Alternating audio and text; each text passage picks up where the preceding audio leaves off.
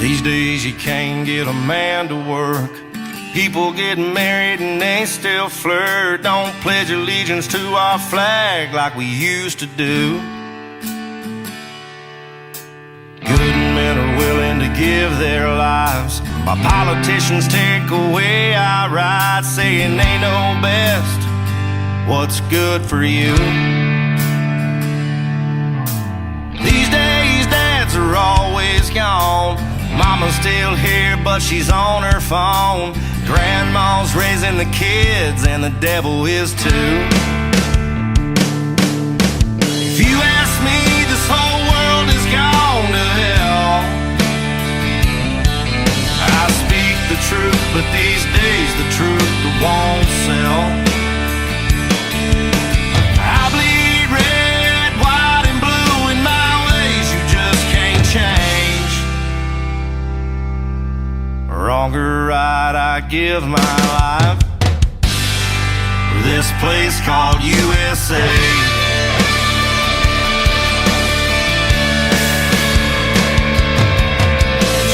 We're grateful to our sponsor, Farmer Joe's Fresh Market, located at 1401 Southwest Pine Island Road in beautiful Cape Coral, Florida. The weekly deals are just unreal. Everything you need and more. Lee County's greatest grocery store, Farmer Joe's Fresh Market. Joining me, attorney, multimedia commentator, political analyst, Mr. Ford O'Connell. I'm Smoking Joe, and welcome to Cracker Culture. Ford, we've learned that Hunter Biden has agreed to take a plea deal. Now, before we get going here, let's look at what actually happened with this, and I want you to tell the people what's going on.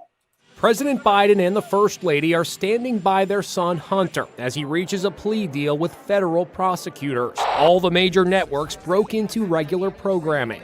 A major development in the investigation of the president's son, that would be Hunter Biden. He has reached a deal with federal prosecutors to plead guilty. Hunter is set to plead guilty to 2 misdemeanor counts of failing to pay his taxes and reached an agreement over felony possession of a handgun by a drug user. In a statement, the White House is making it clear the president and First Lady are sticking by his side. They love their son and support him as he continues to rebuild his life. He reiterated that support today at a conference in San Francisco. I'm very proud of my son. The president has really made little effort to distance himself publicly from his son. Instead, he has really embraced him. Hunter has come out of the shadows in recent months. Last December, he worked the room during a celebration for Kennedy Center honorees. In April, he attended the annual White House Easter egg roll. And the following week, Hunter accompanied the president on his trip to Ireland. And I'm here with my sister Valerie and my younger son Hunter Biden. Stand up, guys. I'm proud of you. Despite a series of embarrassing photos found on his so-called laptop from hell depicting his life when he was an admitted drug addict, the president has defended his son for years, as recently as last month. First of all, my son's done nothing wrong. I trust him. I have faith in him. Now, with this plea deal, Hunter will likely avoid any jail time, but Republicans are vowing to continue their probe of the president's family. Money has come from foreign entities into shell companies, moved to other shell companies by the president, and paid members of his family all the way down to grandchildren as well. Well, Ford, look, and I've said this previously, what does it mean, if anything, that Hunter's copped a plea deal? I mean, to me, it's just smoke and mirrors. Even if they convicted him of murder, he'd get out of it somehow. Look, the Hunter Biden plea deal is a cover-up disguised as justice to satisfy the voting masses. I mean, for years now, the mainstream media has blacked out the serious allegations against the Biden family and Joe Biden for taking foreign bribes. This plea deal, where they threw Hunter Biden under the bus, was designed to stop that foreign bribery chatter ahead of the 2024 elections. Well, now, look, I'm a father, and, I'm going to support and protect my children, but you got to be a real man at certain times and say, wait, my kid's in trouble. He's made way too many mistakes. It's time for me to put my politics aside and be a father. This man has not been a father, let alone a president of the country. How can somebody expect him to lead a country when he can't even control his own children? Well, I think you raise an interesting question, but here's the connection the Democrats and many of their media allies don't want people to make. Look, the Hunter Biden saga and scandal, that's a real tragedy, but the Hunter Biden scandal is and has always been a Joe Biden scandal. We have a president that there are serious allegations. So he's taking bribe money from Ukrainian nationals and others. And I think the American public has a right to know whether or not we have a compromised president, particularly ahead of a next presidential election, and particularly considering the Ukrainian war and the saber rattling by the Chinese Communist Party. This is about foreign bribery, not about how much crack Hunter Biden smokes. Well, and to your point, you know, how can you not see? Now, everybody on the conservative side sees this president compromised. How is it so hard for the left to realize the jeopardy that this man's put our country in? Well, here's the deal. They don't know about any of this. There has been a sheer media blackout, and Democratic politicians and talkers in the media who have been talking about Russian disinformation for years.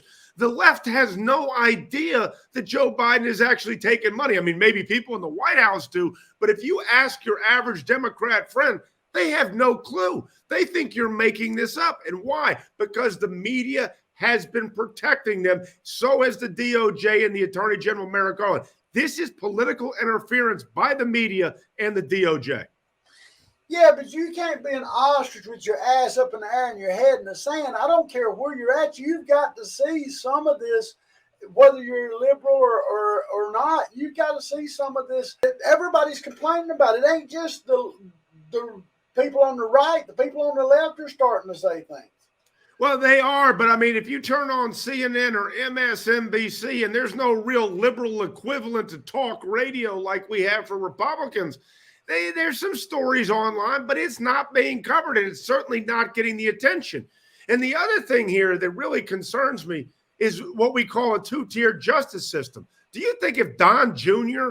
had a felony possession charge with a firearm and he didn't pay his taxes for 2 years, he'd get off so easily? So not only do you have a cover-up, but you once again have a two-tiered justice system. I think it was the actor Wesley Snipes who started laughing because he got a couple of years in jail just for one of the counts that Hunter Biden pled guilty to. And I think each of those counts carry up to 10 years in jail. So this was a slap on the wrist designed to cover up the foreign bribery allegations. And then the media and the Democrats are going to say it's time to move on. Justice has been served. And we know that's not the case.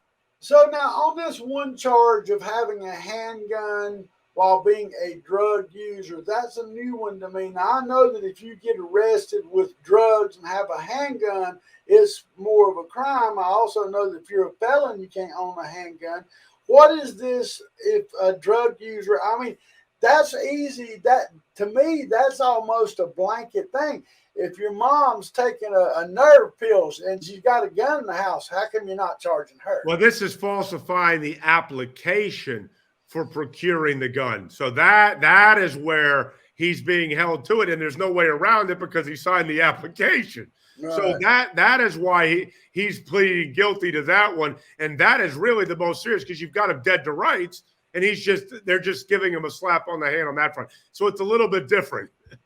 Yeah, well, again, like I said, when they first put it out there that a drug user with a gun, I mean, that's pretty much 90% of America's on drugs these days. And I ain't talking about street drugs. I'm talking about they're prescribed them. Everybody's hooked on something, it seems. Yeah, no, look, I hear what you're saying, but this was more about the application process and the background check for him to procure the gun than whether or not he's waving the gun around while he's smoking crack.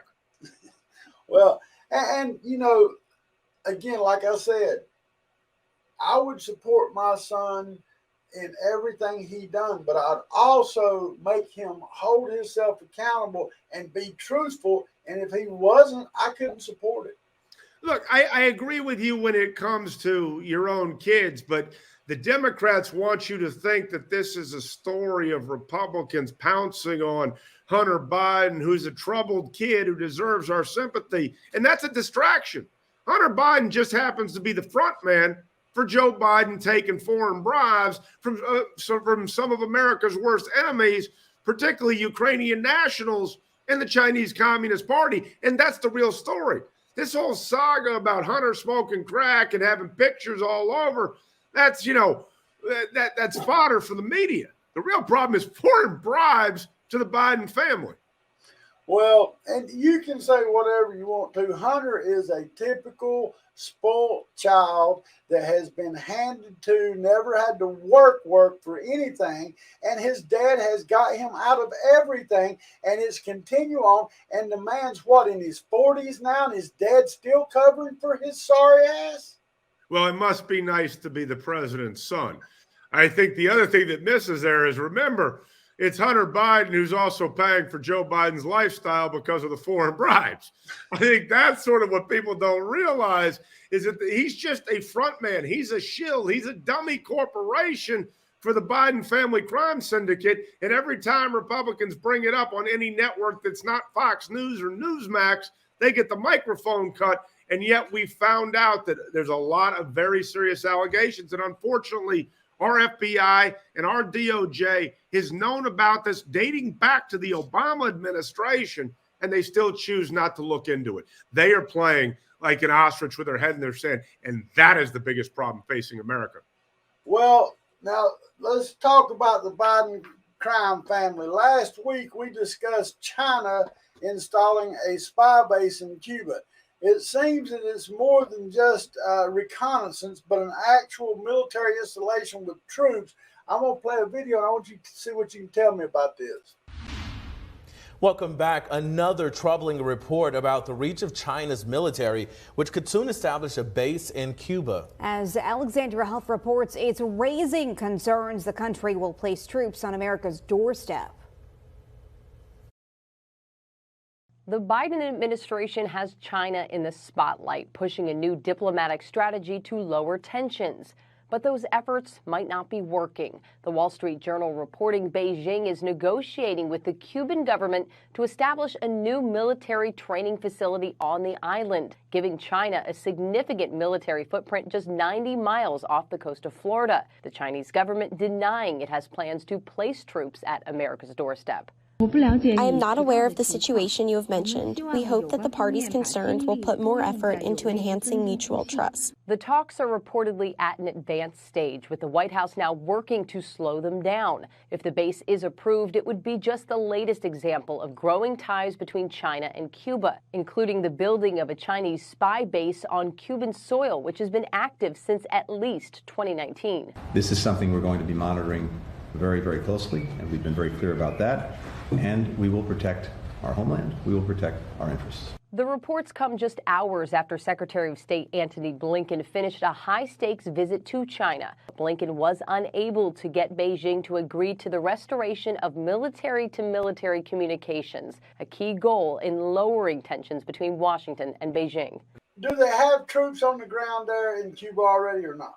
If they have a listening post, they already have troops on the ground. They're talking about increasing the number of troops and having more what we would call traditional troops, infantry-style troops, and also training and running joint exercises with the Cubans. You know, everyone talks about Ukraine. We have enemies in our own backyard, 90 miles from Florida. And it seems like most of America doesn't even pay attention. And then when we talk about Joe Biden's Secretary of State Antony Blinken, who I might add used to be a lobbyist for the Chinese Communist Party, they're not holding China accountable on anything, whether it's spy balloons, COVID, Chinese nationals crossing the border illegally with ties to the Chinese military. And not only are they not holding them accountable, they're not even countering them. They're letting the Chinese do whatever they want. And I'm telling you, the Chinese Communist Party, if we don't put our foot down, is going to take over America. And sadly, on the Republican side, nobody's really doing anything either, except for our Florida delegation in the United States House. Carlos Jimenez of South Florida is doing something. Michael Waltz from up around Jacksonville is talking about it. And then you got Rick Scott and Marco Rubio. Those are literally the only four people, maybe Josh Hawley and Tom Cotton, who are talking about China literally being on U.S. soil. And yet when Republicans bring it up, the Democrats pretend like it's not happening. Well, it's incredible to me. And again, like I said, I just can't believe people are so blind to what's going on. And I pointed out and even showed video of Chinese nationalists coming across our southern borders and, with a base station 90 miles just south of our home here. There's some questionable things that I feel like somebody needs to answer, whether it's Biden or our Republican delegates. Somebody needs to step up and give us some reassurances, and we're going to do something about this. Well, here's the problem. What did we do about the China spy balloon? What did we do about COVID that came from China? What did we do about any of this? Nothing. And I've told you this for almost years now, Joe. And that is that the Chinese have almost the entire Democratic delegation in Washington, D.C. in their back pocket. And they've got a good number of Republicans. And let me tell you something. And I've talked about this with Trey Radel. They own or have a piece of funding a lot of American media outlets. In a lot of ways, they're turning our own schools and media against us. Yeah, well, I just don't understand. Now, if say us in America, we went over to, say, Russia and built our own police station, how long do you think it would last for the people of Russia would know about it? I'd say that you and I'd be dead by dinner time. But yet China can put one right in New York City. New York City, Los Angeles, you name it. I mean, exactly. They're spying on our own soil. People know about it, and they still don't do anything. What's even crazier is that our own FBI doesn't even do anything about it. I mean, that really speaks volumes if you want to get right down to it. I think the police stations is a great point. And then when you bring it up, I mean, who are the only people really talking about the Chinese police stations? The New York Post, maybe the Wall Street Journal? And again, like you said, our friends that are not very politically informed, when you bring stuff up like this, it don't seem real. They don't see how, but it's real. These people don't want to look at it. It's there. You can see it. And that's exactly right. And I mean, these two things go together. But I think what's truly concerning here is that Joe Biden as president has always sort of had a soft spot for China. He says things like, oh, they're not going to take our lunch. They're running police stations on our soil. They're running spy balloons overhead. And they got a military base 90 miles south of the United States. I mean, at what point do you not recognize that? And you know the reason why, this is going to sound crazy, Joe. The reason why they don't challenge China, because they believe that if they are nice to China, China will come to the table on climate change. Now, mind you, China's building more coal power plants than any other nation and building them literally every single day and buying up oil and natural gas from Saudi Arabia and the Middle East. Do you think that China is really going to deal with the U.S. on climate change, even if you believe in all of what the Democrats are selling? Absolutely not. And not only is climate change hurting America, but it's making China even richer. Well, and I'm just going to say this. I've spent a lot of time in Asia, and I've never seen the Asian people give a damn about climate change. As a matter of fact, it's the smoggiest, hardest to breathe place I've ever been in my life. That's exactly right. They care about protecting their country. They care about being able to feed their people, and they're never going to bend to it, because I've said this forever going forward. When it comes to the 21st century, having energy and the ability to have cheap energy and distribute it is what is going to separate the winners and losers. And somehow I've gotten an entire suspect class of people pushing a climate junk science that's going to wind up destroying America far worse than anything that when we grew up in the Cold War, could have ever imagined the Soviets could do. Well, and again, with the political climate, it seems like we're always dealing with an election somewhere. We always got an election. It seems like people are, when we have an election coming up, people will be more inept to bring up these things instead of covering them up. But that's not what's happening. We're not really getting the outcry on this that we should have. No, we are not. And I actually had a little bit of an argument with a national radio host recently about this. And she said, oh, the Democrats are talking about China. I said, they're mouthing the words. They're not doing anything. And frankly, I said, look at the donations. They're all being bought up. And there's a lot of Republicans, too. This is not about Republicans versus Democrats. There's just more Republicans speaking out about it, but neither party's doing anything. Well, and talk about what people's doing. I got to ask you, it seems that our Governor Ron has been California dreaming. For what can you explain what he's thinking he's going to accomplish given the current polls? I mean, what's California going to do for Ron DeSantis? Well, a couple of things. One, California is actually one of the biggest sources of Republican fundraising. I know we talk about how Democrats rule the roost in California, but there are a lot of big Republican donors. But remember, when Ron DeSantis does well in the polls, it's usually because he's contrasting himself with Democrats' policies or Joe Biden. And, you know, when you think about it, Democrats want to make the nation like California, and Republicans want to make the nation like Florida. So in terms of optics and having a split screen, being able to talk about Gavin Newsom and Joe Biden and the ability to get money, it offers him a way. Is it going to help him leapfrog Donald Trump anytime soon? Absolutely not. But when Donald Trump is sucking up the oxygen, this is certainly one way to at least get media attention and donor money. Well, and you know, you brought that up, and another thing, you talk about people that's, I say, littering the pool. You've got this Miami mayor, Francis Suarez, who's decided to run for president. Now, let me bring this up. I'm going to play a clip from him, but before we get started, Francis has always been a never Trumper. He was a never DeSantis. He voted for crackhead Andrew Gillum over DeSantis and even fought during COVID against DeSantis to wanting the mask order. So I don't know why anybody would consider him a viable candidate, but let's see what he's got to say. President Reagan taught us that character counts. He taught us that values matter. And he taught us that ideas have consequences.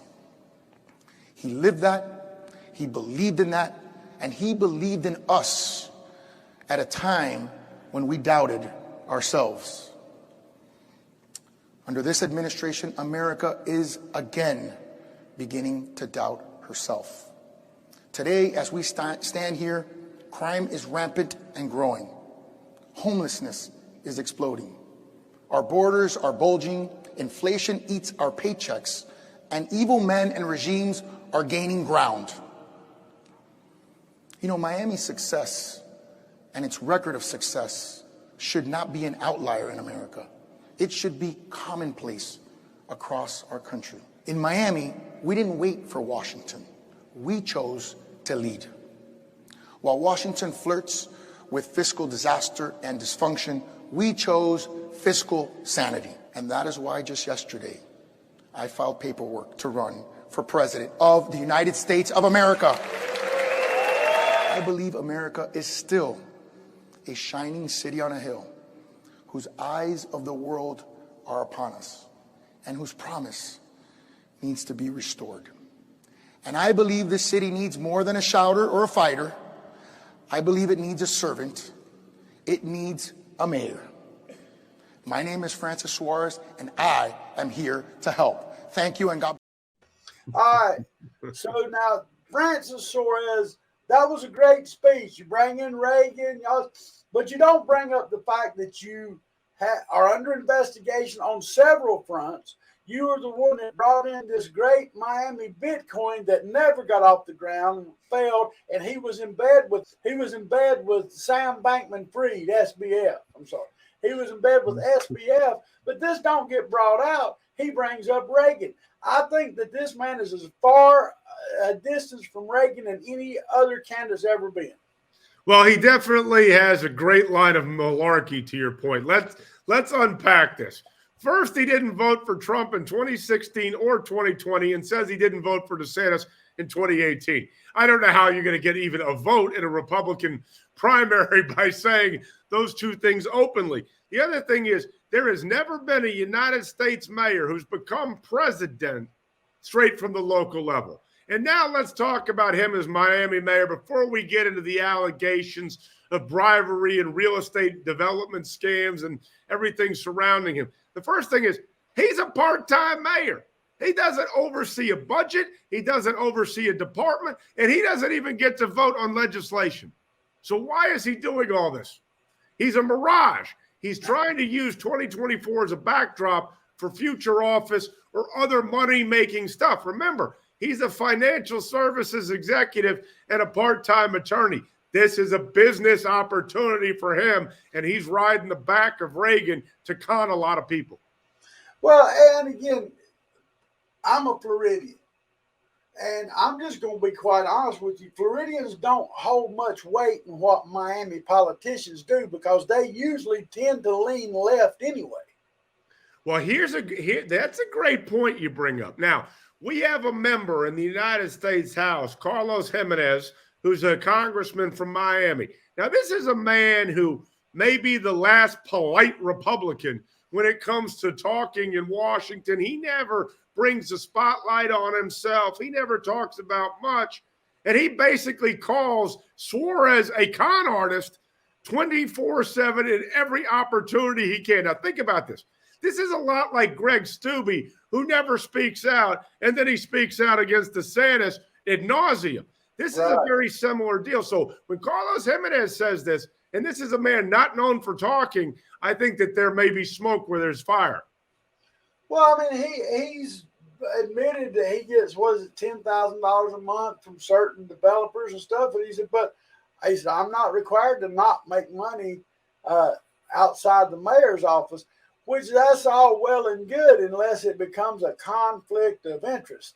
And I don't see how a mayor taking money from developers or construction companies is not a conflict of interest. You and I have discussed this many times. It absolutely is a conflict of interest, particularly right now when we're in the heyday of South Florida and developers are looking to buy up and use everything possible. And what's the easiest way to get in quick on a bid? Why don't we go to the part-time mayor of Miami? Maybe we can grease him off and we can get in the door faster. Look, this is the type of cronyism we're supposed to be fighting against, and this man appears to be openly flouting it. Well, I hope that the voters will really look into this and see what it's worth. Again, the more they dilute the pool in this presidential run, I think it's only going to help Trump, and I'm okay with that.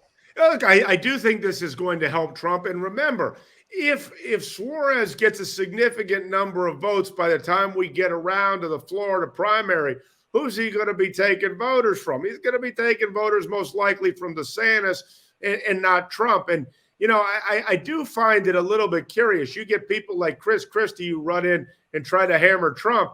Now you got somebody who's hammering both of them, and who's hammering both of them at a time when it's the heyday of South Florida. None of this makes sense, and it seems to me like a money-making branding scheme for only one person. That's Francis Suarez. Well, I'm going to bring it back over here to Southwest Florida. Now, we're going to talk about the Lee County Commissioners.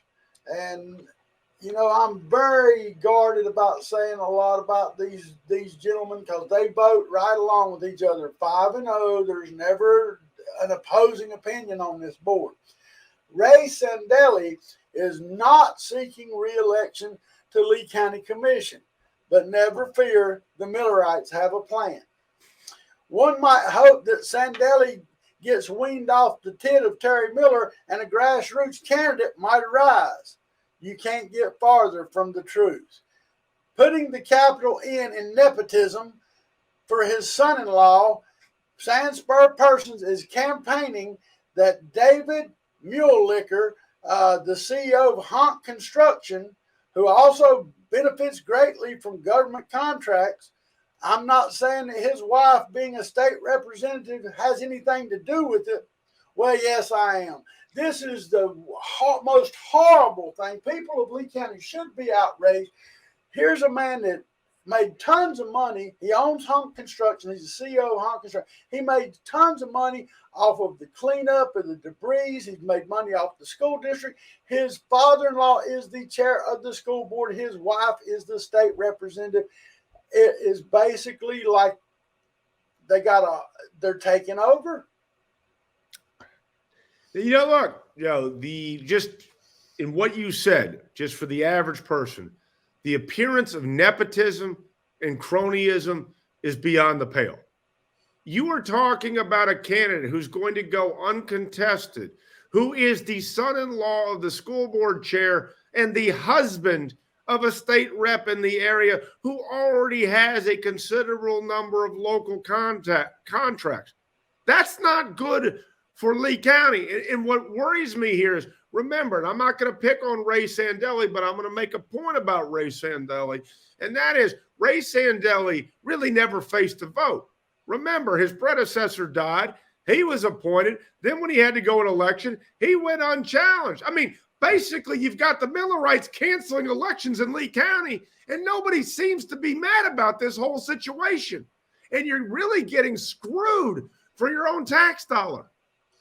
Well, I don't know. This outrages me enough. Quite frankly, I don't know a lot about David Mulelicker. I just know that he married into a pretty shitty family. And I'm sorry, but that's the way I feel. They have done nothing to contribute to the betterment of our community, and they've done everything for personal gain. And I think what's important here, I don't know David, so I can't weigh in on him. Maybe he's qualified, maybe he's not. What concerns me here is the nepotism and the cronyism. And remember, I always say this when we talk about the county commission, whether it's Lee County or Collier County. These are the people that are the most important in your day-to-day life. And I can't for the life of me actually think about the last time we had a fair and square election for county commissioner in Lee County. Well, the last no vote was Frank Mann, and he died. Yeah, and then what happened to his seat? You give it exactly. Over to and you got Mike Greenwell, a man who has admitted that he has no clue about government, but he's got a friend named Sid Kidson. Okay, and for the folks that don't know who Sid is the guy that developed Babcock Ranch.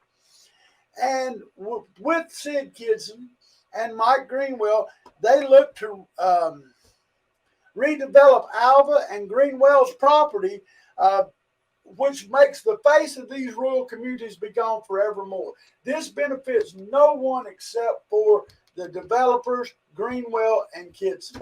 I'm sorry, this is just a destruction of Southwest Florida. And look, I've been out to Alva many, many times, knocking on doors, talking to people, talking to voters. And the one thing I know about Alva is that they really love their rural character. And the development that Greenwell is proposing essentially is going to put a mercado in the middle of Alva. Now, I can tell you, just from the sample size of the people that I've met and talked to in Alva, that is the last thing on earth they want. And I think what's crazier is I understand it when Greenwell put this sort of application forward to move forward with the big box stores and the apartment complex and whatever percentage of his land he's going to use. He did this in December of 2021, and then he runs for county commissioner on top of it. I mean, he didn't even run. He got appointed. That's exactly right. Opportunists. They're all, look, our senator's an opportunist. Look at Jonathan Martin, that ambulance chaser. He wouldn't have got elected on face without Terry Miller being appointed. And then that's my point to you. When was the last time for a major seat, whether it's county commissioner, state senator, or a big, or even state rep, but you've actually had a free and fair election that was not pre-decided and preordained by the establishment? Well, again, people really need to look at this county commission. Me and you talked about this last week. They're looking to add 2 more seats and a city manager position. Now, a county manager, town manager. So with the 2 new seats, they're playing a shell game. Now we kind of know what their deal is with they're going to put in the mule liquor. Now Andrew's son's in the background. They're trying to put him in as a city manager. Then everybody's a Millerite.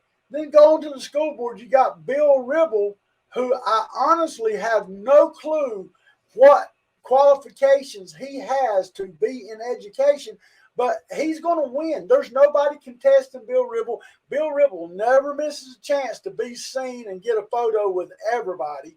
I mean, I think that if he could go up on death row and get a picture of a couple inmates, he'd jump up there if he thought it'd get him elected. But right now, I don't see anybody that's got name recognition that's going to be able to go up against Bill.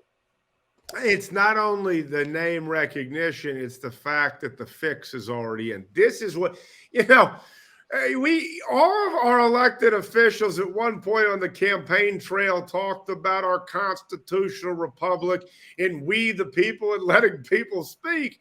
And yet there's basically a line where you get in line for the cronyism and then you don't run against anyone. And unfortunately, that's what people in Lee County don't seem to understand. And until there's a massive uprising against the establishment and the cronyism and the way they run the elections, this is never going to change. It's just going to be like a snake. You cut the head off, it just regenerates.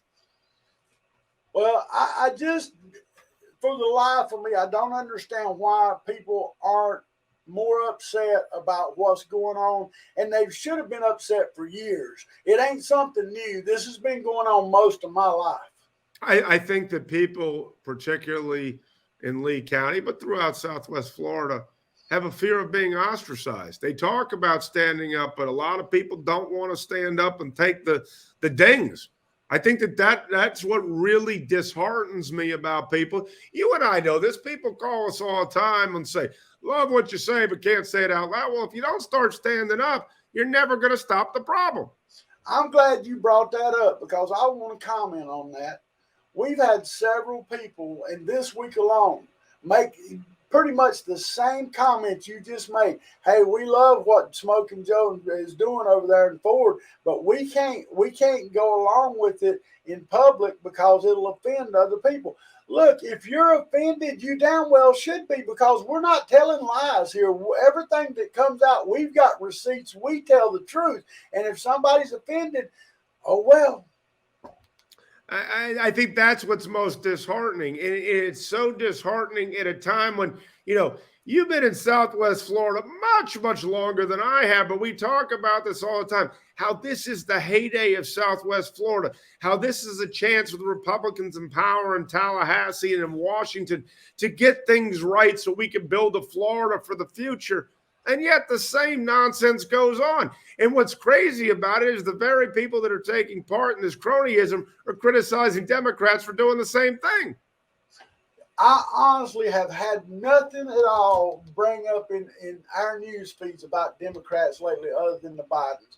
Nothing locally at all, because they're tearing each other apart in the conservative movement in Southwest Florida. And here's the real problem.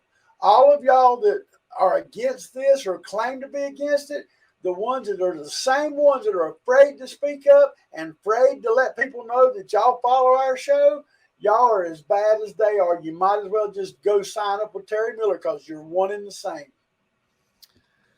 I just hope that people wake up before it's too late. But as you know, we've pointed out for, more than a decade and a half now, this nonsense has been going on. And, if you want to see a change in the way things are done, you're going to have a concerted effort to do it, because I will tell you, the establishment machine is right or wrong, is pretty strong, and it's going to take more than just one person. It's going to take an entire team and a bunch of people running together, either as a slate or coordinating from Cape Coral to Bonita.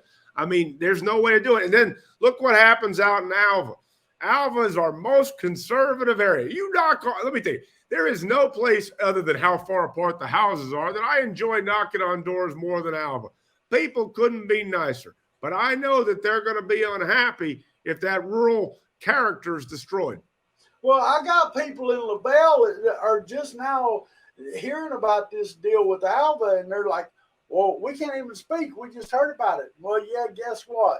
You can thank your buddies there with TM Consulting, because this was all planned, and that nobody is going to stand up to the people on that council. Look, who you got? There's any of them that's not a Millerite? Is there one person on the city council that is not a Millerite? Not off the top of my head. You got Brian Hammond. Well, he's weak. He does anything that Terry tells him to do. You know, and you know that Kevin, you know that Kevin's buddies up with Terry Miller. I mean, they're like best friends. Who is not a Millerite on that council? And how do we abolish a council that's controlled by a certain strategic company? And now we're talking about potentially, at least the word on the vine is that they want to consolidate that power even more by adding 2 more county commissioners, but only allowing you, once you have 7, to technically vote for, what do we decide, 3? 3. You get to vote for the person in the district in which you live and the 2 at large. Now, all 5 or 7 have a say in what happens in your community, but you don't have a say on who all's on that board. Yeah, I have no problem with having 7 commissioners. I like that idea. It's just that everyone in Lee County should be able to vote on it. So think about this. Now you've got the establishment misusing and abusing your money to their ends, you know, in terms of the county commission. And then on top of it, you've got them telling you that they want to dilute your vote so that you can't break up their cartel. I mean, that's some pretty impressive stuff. Well, I don't know who's more corrupt, the Terry Millerites or the damn Biden family, but they ain't none of them worth a damn in my book. Look, corruption is bad and it doesn't know a political party. And I think people need to wake up to that fact. And when corruption's going on, if you don't speak up, it's only going to burrow itself in further. Well, and again, there's several seats that are going to be up this year, and we really, really need good grassroots candidates to fill these positions. We need some people going fighting to try to get on the city council. We definitely need people trying to prevent what's going on with the school board. What will it take to get people to rally up for it? What can we do to wake them up? The trees got to be shaken, the fruit's got to fall. Well, I think that you need to keep reporting on the dealings of the county commission. I think that that's very, very important because that's things that people all across the county can see. But until you get enough people that are willing to stand up and work as teams, which again, politics is not a team sport, but if you're going to break up the cartel, you're going to have to operate as a team or a slate, particularly in some of these elections. And I think what you need to do is you need to get some people together and specifically target certain elections, not just run around with your heads cut off like chickens, because I'll be honest with you, for as much as I don't like what the establishment does, I will say that they are pretty good at working together. And if you're going to break them, you're going to have to, it's going to take more than one person. Well, I'm really hoping to see some good candidates come out strong and try to fight against this. I can tell you that I pretty much support anybody that runs against Bill Ribble because I just don't think that he's got the qualifications. Once you got Bill Ribble, Armored Persons up there, and Sam Fisher, you have absolutely got a board of dunces. We have no chance for our children with those 3 idiots. And how much are we paying? Too damn much. It might not be. It's what, $47,000 a year per member, but that ain't including the superintendent. But that $47,000 also comes in with lifelong benefits and retirement and all that. It ain't just $47,000 for a couple of years.